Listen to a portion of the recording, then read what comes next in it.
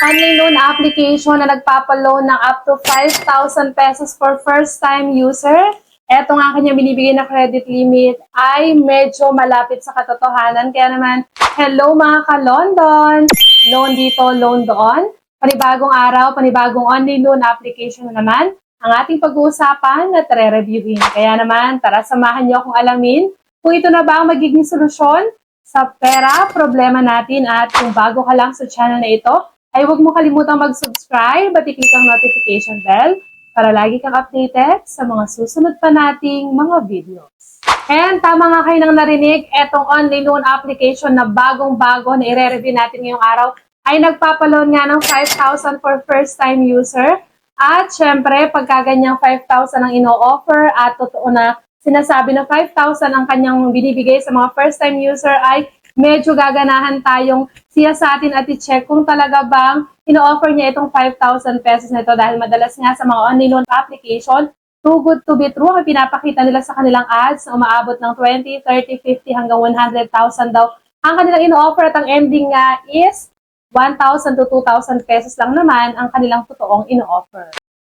At syempre kung tayo nga ay first time user, syempre ang 5,000 pesos para sa atin ay malaking amount na rin yan. At kung tayo ay nangangailangan ng pera ngayong araw, for sure is okay na rin i-consider yan. Pero syempre i-check pa rin natin itong online loan application na ito kung talagang 5,000 ang ino-offer. At kung 5,000 nga is kung magkano yung ating marireceive at kung magkano yung mababawa. Syempre importante din yung kanyang loan term para masabi talaga natin na legit na online loan application. Itong i-review natin ngayong araw. Dito nga sa online na i-review natin, bukod sa 5,000 ang ino-offer niya for first-time user, kahit anong work mo ay pwede kang makapag-apply dito dahil kahit nga wala kang trabaho or unemployed at estudyante ka pa lang, is pwedeng-pwede ka pang makapag-apply. At dito nga, alam ko, excited na kayong malaman kung sino to, pero syempre, kung ikaw ay madalas ma-reject sa mga online loan application na ina-applyan mo and hindi ka makapangutang kahit kailangan ng pera, huwag kang mawala ng pag-asa dahil dito sa ating channel ay namimigay tayo ng instant Gcash giveaway. Marami-rami na rin po ang nanalo at nabigyan ng instant cash.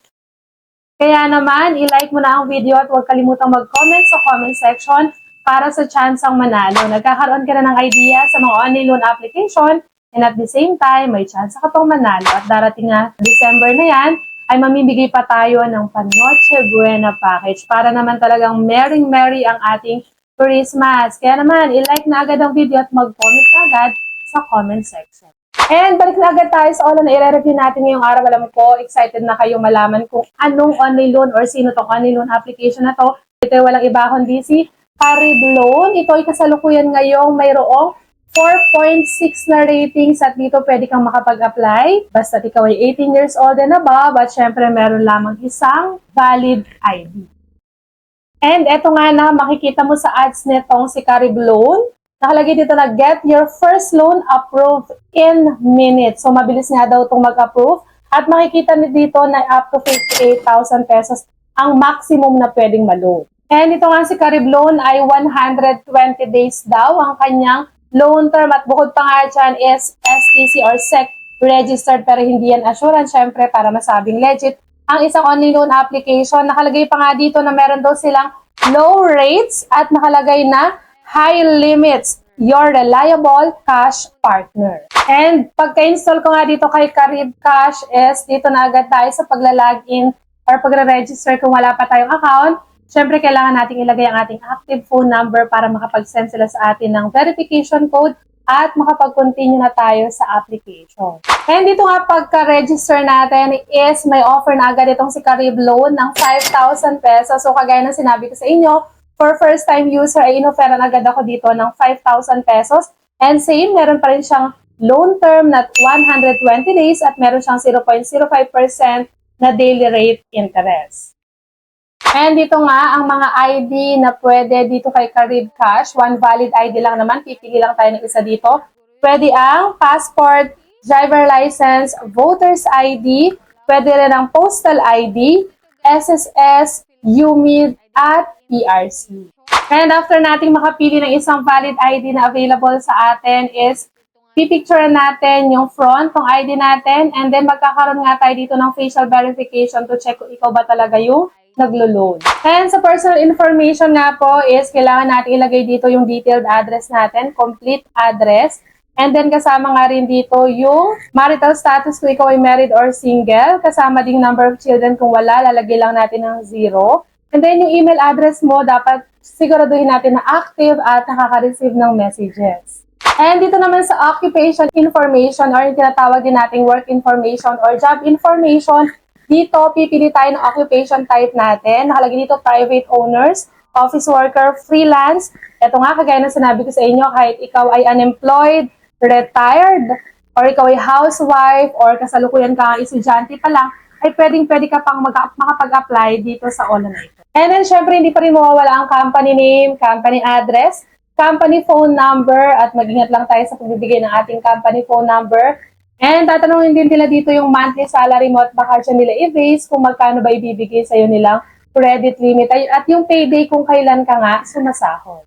And sa bank card information naman, pwede pa rin through bank or syempre e-wallet. At sa e-wallet, ang mga pwede ay OmniPay, GrabPay, PayMaya at GCash. At ako nga syempre, madalas ko lang ginagamit dito is GCash dahil yan ay available na agad sa atin at for sure, kayo din, madalas i-GCash din ang ginagamit ninyo. And yan, ganyan lang kabilis yung application natin dito kay Caribcash. So, dito nga, malalaman na natin kung magkano ba talaga ibinigay ng credit limit sa atin. And kung 5,000 ba ito. At dito, makikita nyo, hindi po 5,000 pero 3,000 pesos.